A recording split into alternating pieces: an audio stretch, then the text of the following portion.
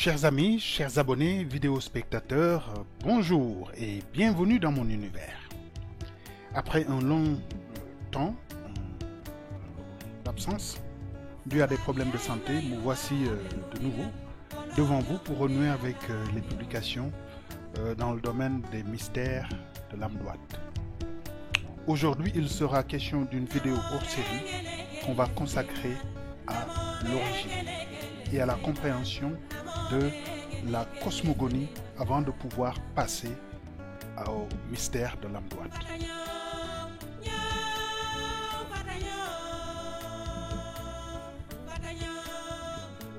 Le but de cette vidéo n'est pas d'offenser la sensibilité de qui que ce soit.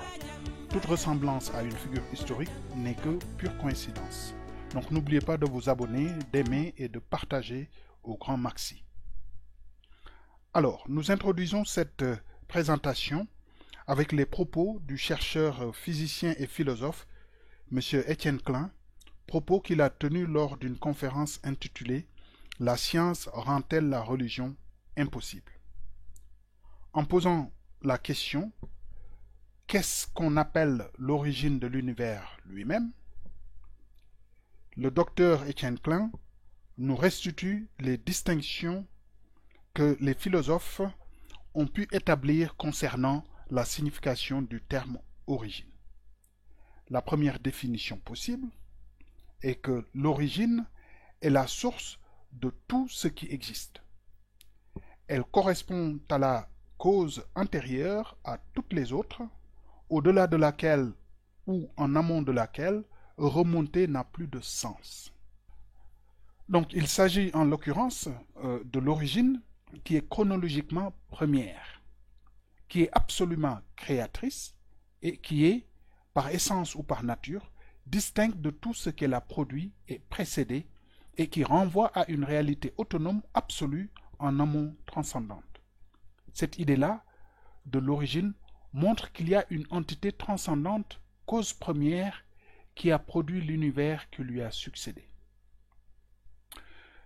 Cependant, la seconde définition nous dit que l'origine est non pas la cause efficace et historiquement première, mais le fondement logiquement premier de tout ce qui existe.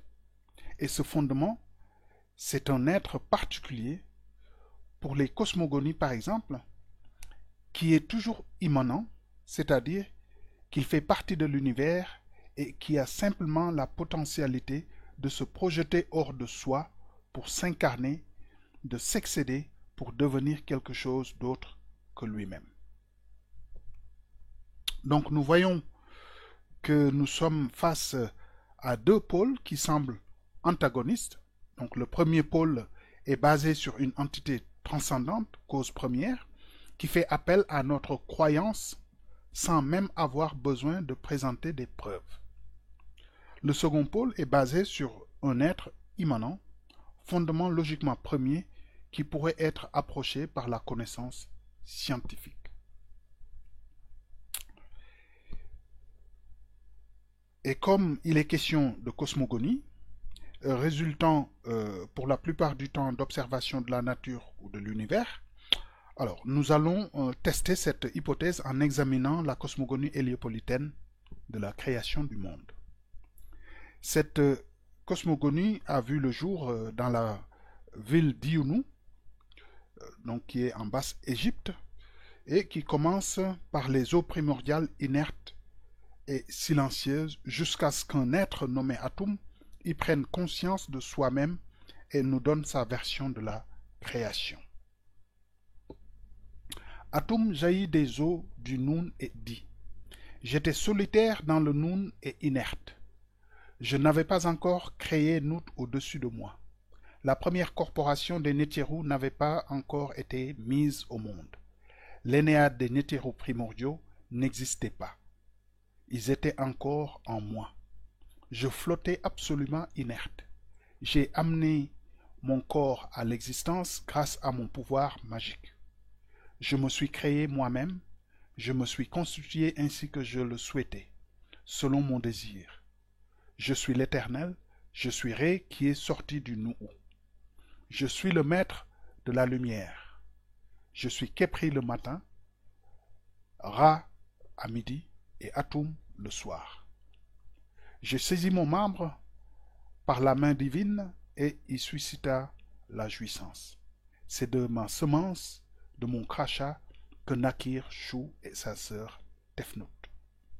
Bien évidemment, vous avez bien remarqué que le texte qui est présenté ici est une paraphrase basée essentiellement sur les textes des pyramides et des sarcophages, mais avant tout sur les traditions de l'égyptologue Claire Lalouette.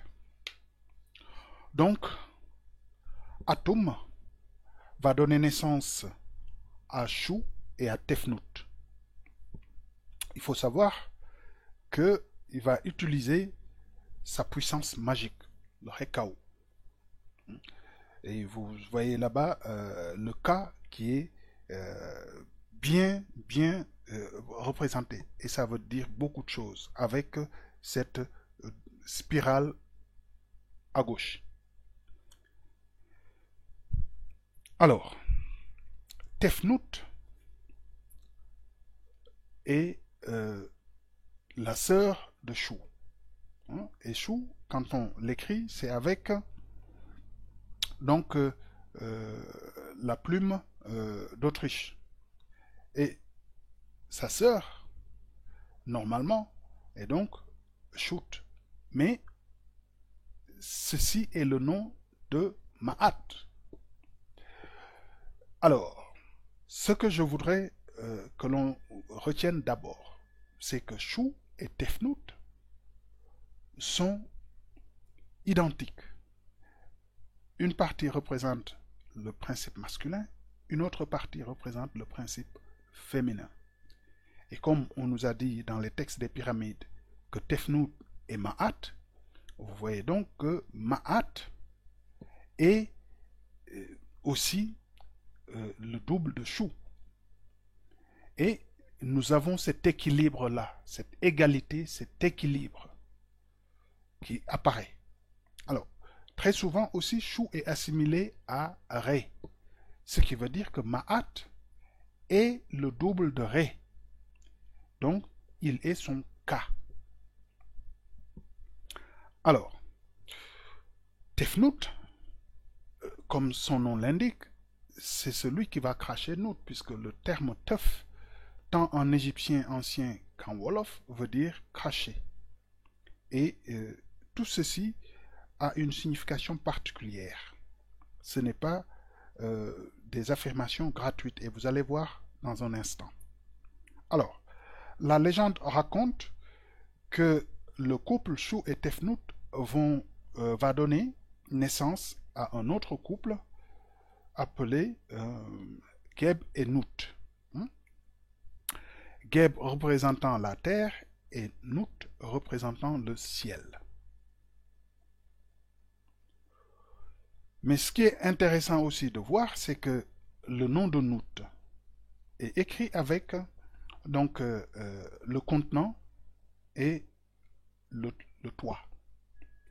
Autant ici on a un singulier, au niveau des eaux primordiales, on a un pluriel.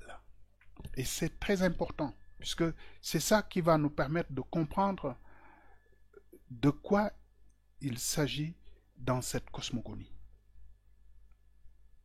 Alors, la légende raconte aussi que les enfants de Chou et Tefnout étaient tellement amoureux l'un à l'autre qu'ils étaient étriqués. Et jaloux de cette union, Ra demanda à Chou de les séparer, mais malheureusement, quand Chou fit cette séparation, c'était trop tard, puisque de Geb et Nout vont naître Seth, Nephthys, Isis et Osiris. La légende raconte que Seth et Nephthys vont former un couple, alors que Osiris et Isis vont former un second couple. Et c'est de ce couple-là que va naître Horus, Héru. Alors, tout ceci est très très important. Et retenez ça bien puisque ça va nous aider dans le futur proche. Mais en regardant ce qui se passe, vous conviendrez bien avec moi qu'il s'agit ici d'une narration hautement symbolique, d'une allégorie qu'il faudra décortiquer et rendre intelligible pour la grande masse. Alors, nous ne sommes pas les seuls à se rendre compte de la difficulté à comprendre cette cosmogonie si on se décide d'aller plus loin que la compréhension littérale de la légende. En effet, il y a M. Roland Khater qui lui aussi est dans la confusion totale et nous décrit son marasme en ces termes. Certaines spécificités de la religion osirienne la rendent décourageante à approcher. Étant une religion qui incite à la perfection, on est supposé la classer parmi celles qui tendent vers le bien et rejettent le mal. Pourtant, elle se permet de manipuler l'inceste à volonté. Les dieux épousent leur sœur et le fils sa mère. Chou et Tefnout, enfants d'Atum, se marient pour donner naissance à Keb et Nout, qui vont s'unir pour donner naissance à Osiris et Isis. Deux divinités de la plus haute importance qui vont s'unir à leur tour pour donner naissance à Horus.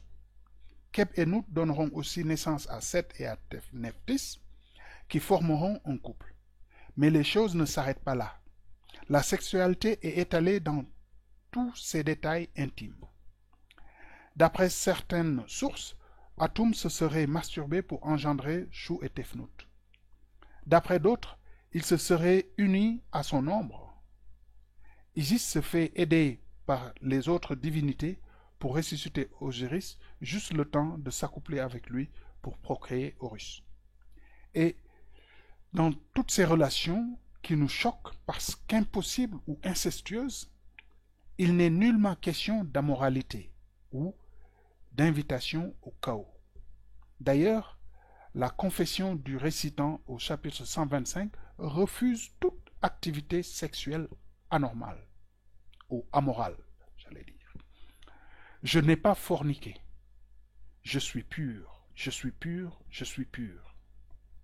Je n'ai pas dit de mensonge. Je n'ai pas commis d'adultère. Je n'ai pas couché avec les hommes. Je ne me suis pas mis en colère pour une cause injuste. Je n'ai pas débauché la femme de personne.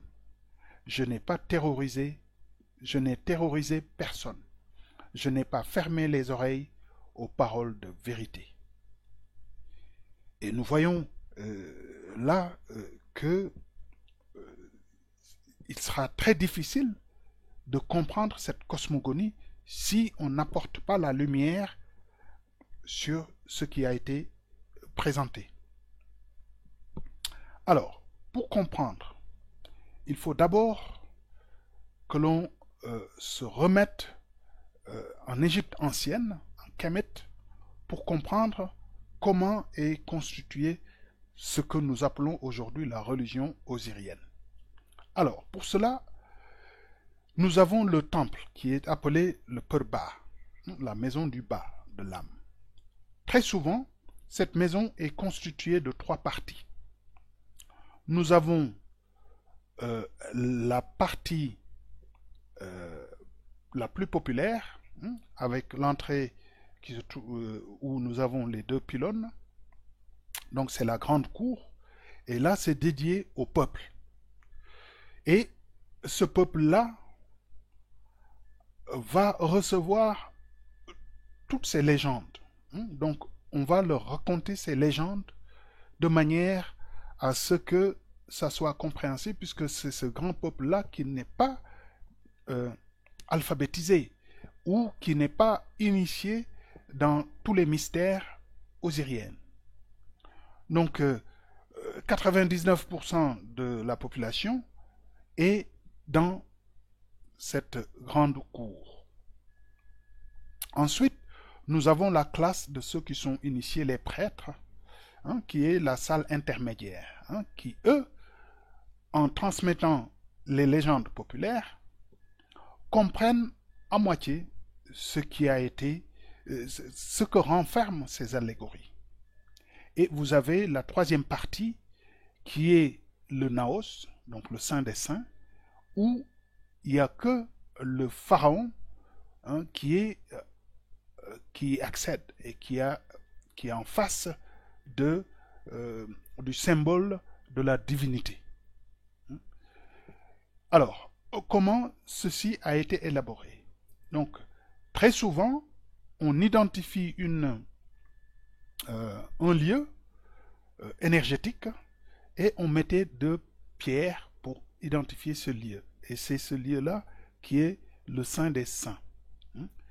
Et c'est pour cette raison d'ailleurs, vous avez l'écriture de Inre, Inre qui veut dire la pierre, mais deux fois c'est Inri. Donc ça montre que nous sommes devant le Saint des Saints. Et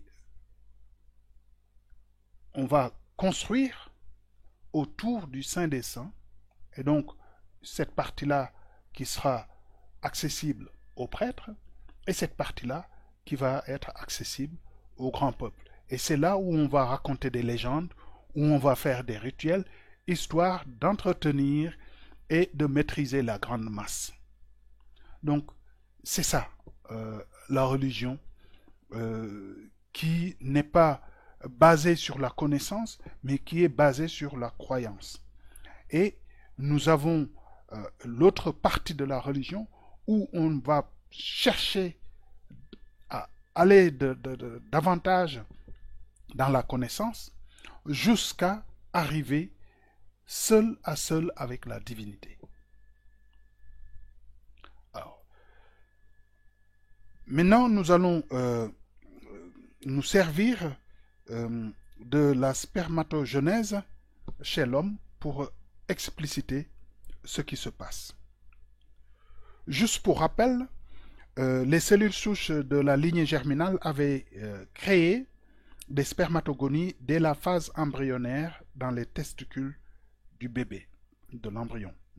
C'est-à-dire dès la 6e semaine du développement embryonnaire et reste inactive jusqu'à l'âge de la puberté, donc jusqu'à environ 12 ans. À partir de ce moment, jusqu'à la mort, commence dans les parois des tubes séminifères du testicule, ou du moins des testicules, la production de gamètes mâles, les spermatozoïdes. C'est une production qui a lieu dans les deux testicules, naturellement, et se compose essentiellement en 3 étapes. Alors, nous avons la première étape qui est l'étape de la mitose, c'est-à-dire donc de la division cellulaire en 2 cellules identiques.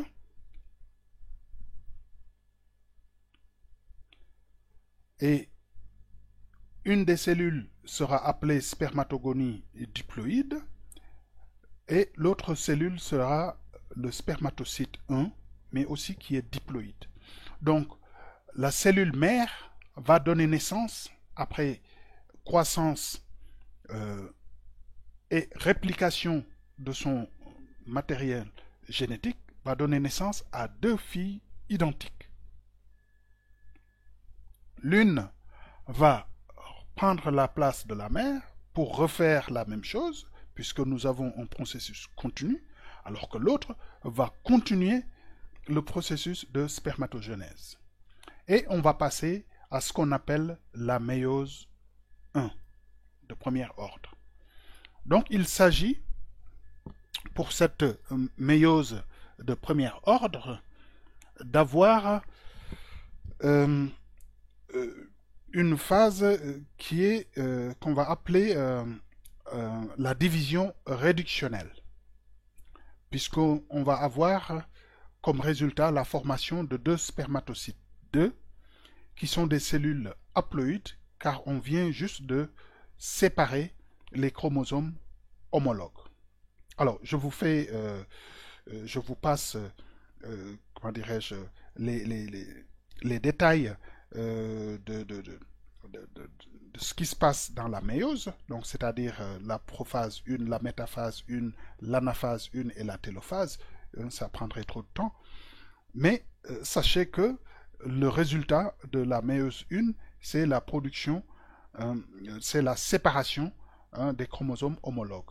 Et donc, quand on avait ici 46 pères homologues, 23 de, leur père, de la mère et 23 du père, on va maintenant avoir ici 23 chromosomes haploïdes.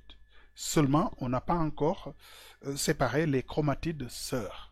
Et c'est en ce moment-là qu'on va passer à la méiose 2, qui comporte aussi les mêmes phases méiotiques, donc la prophase, la métaphase, l'anaphase et la télophase.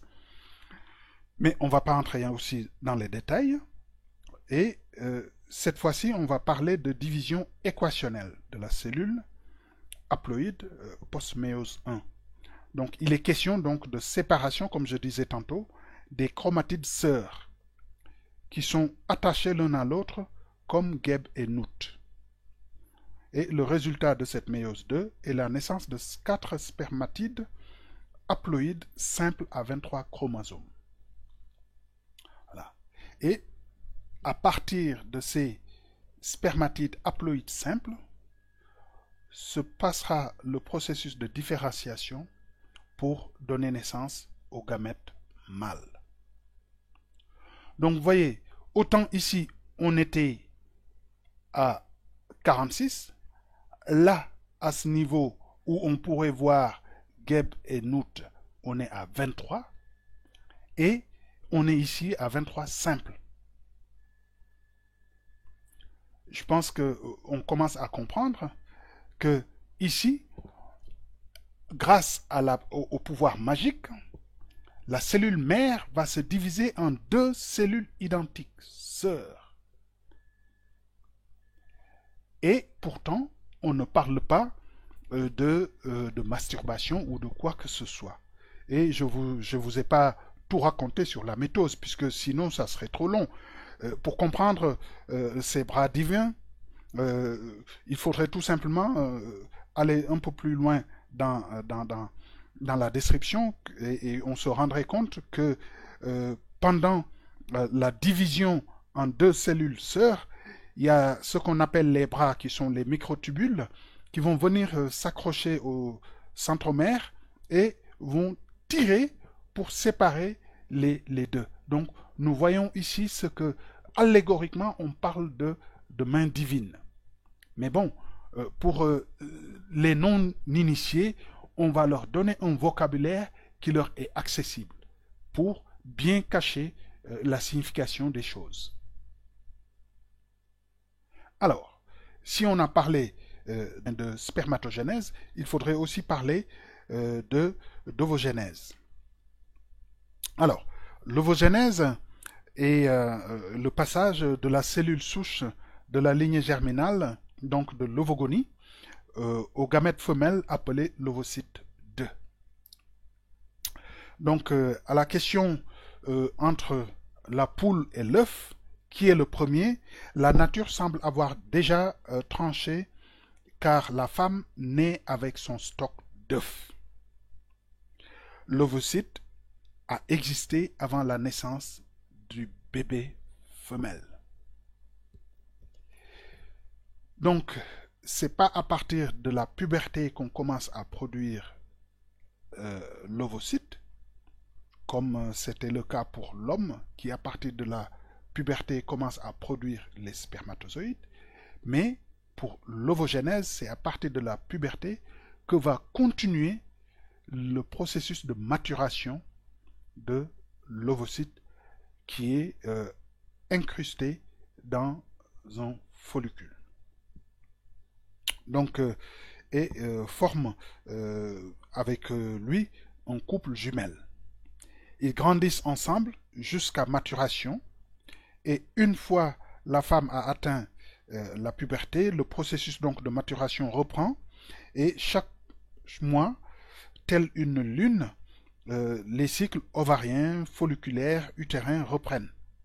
Donc quelques follicules entament leur maturation et avec son ovocyte, il sera le follicule dominant.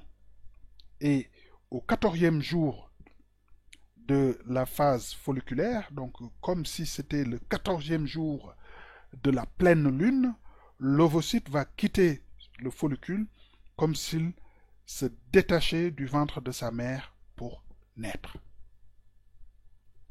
Alors, il faut savoir que tout le processus de mitose s'est passé à, pendant la période prénatale. Ça, c'est bien de le comprendre avant de continuer. Donc, on parle maintenant de l'ovocyte 1 qui s'était bloqué à la prophase méiotique. Donc, pendant au 14e jour, nous allons assister donc à la méiose 1 et donc à la production du globule polaire, qui est une cellule qui n'a pas de cytoplasme, mais qui est composée de 23 chromosomes haploïdes et de l'ovocyte 2 haploïde, mais qui a pris sur elle tout le cytoplasme, toute l'eau qui était à disposition. Voilà. Alors, pour que la méiose 2 puisse avoir lieu, il faut qu'il y ait fécondation de l'ovocyte 2. Et ce n'est qu'après cette fécondation qu'on va passer à la méiose 2. Et ici, on aura la formation du second globule polaire et de l'œuf qui est fécondé. Alors, là aussi, je vais vous donner un petit texte et vous allez deviner de quelle cosmogonie kémite il s'agit. Alors, je vous donne les indications. Au sein de l'océan primordial, apparut la Terre émergée. Sur celle-ci, l'Ogdoad vint à l'existence. Ils firent apparaître un bouton de lotus d'où émergea une naine auxiliaire féminin nécessaire que Ré et désira. De leur union, et je vous laisse terminer, qu'est-ce qui s'est passé de leur union. Voilà. Donc, comme je disais, après ovulation, donc après la méiose 2, on a le globule polaire 2 qui s'est formé et l'ovule fécondé. Donc je suis allé très rapidement, vous savez très bien qu'il n'y a pas assez de temps pour que je puisse entrer dans le détail de tout le processus d'ovogénèse, mais au moins nous avons une idée de ce que je voudrais que vous reteniez. Alors, avec le livre, vous aurez tous les détails et vous pourrez voir que ces Kemtiu n'étaient pas dans des fantasmagorismes, mais ils étaient dans de la pure science. La question qui se pose, c'est que est-ce qu'on peut concevoir qu'il y a plus de 4000 ans, ces gens-là étaient déjà dans une science aussi avancée que celle présentée ici. Alors, en synthèse, nous voyons la spermatogonie d'un côté et la cosmogonie de l'autre côté. Et nous voyons bien les similitudes entre les deux. Alors, ce qui est important aussi de savoir, c'est que quand on a le processus de spermatogonie, nous avons donc la naissance d'un spermatozoïde et au niveau de l'ovogonie, nous avons la naissance de l'ovule et l'union des deux va donner naissance à un être qui aura 46 chromosomes comme l'avait le premier être. Pareil dans la cosmogonie. Donc, je pense que vous n'allez plus voir les relations comme des relations incestes ou des relations à prendre au pied de la lettre, mais vous pourrez faire le parallélisme pour comprendre de quoi on parle. Alors, ici aussi, on a la naissance. Pourquoi? Parce que ce sont des larmes d'Atoum pleurant à la suite de l'éloignement de ses enfants lors de la disparition de son œil que seraient nés les hommes. Eh bien, et c'est ça le langage ésotérique. Pourquoi? Parce que quand on parle de larmes d'Atoum, il faut comprendre que les larmes viennent des yeux. Et c'est quoi les yeux? Quand on sait que Atum est Ra, quand il veut gouverner sa création.